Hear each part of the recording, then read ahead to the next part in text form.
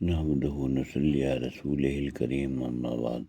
محترم بزرگو، دوستو، جب حق نہیں ہوگا تو باطل ستائے گا، جب اجالا نہیں ہوگا تو اندھیرا ستائے گا، اور جب اندھیرا ستائے گا تو آدمی کچھ نہ کچھ جتن کرے گا اجالا کرنے کا۔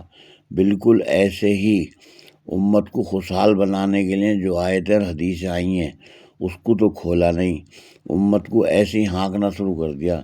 تو امت جب بھوک لگی، پیاس لگی، ضرورت پڑی تو کوئی قبروں پہ جا رہا، کوئی مقبروں پہ جا رہا، کوئی تویزوں میں جا رہا، کوئی گنڈوں میں، تویزوں میں، شرک بدعت سب کچھ بیماری آ گئی۔ اب اس کے فتوے دینے شروع کرے۔ اب فتوے بازوں سے پوچھو، علم تو چھپایا تم نے اور فتوے بھی تم ہی دے رہے ہو، بدحال بنایا تم نے، خوشحالی کی کامنا کر رہے ہو۔ اللہ ہم سب کی حفاظت فرماوے۔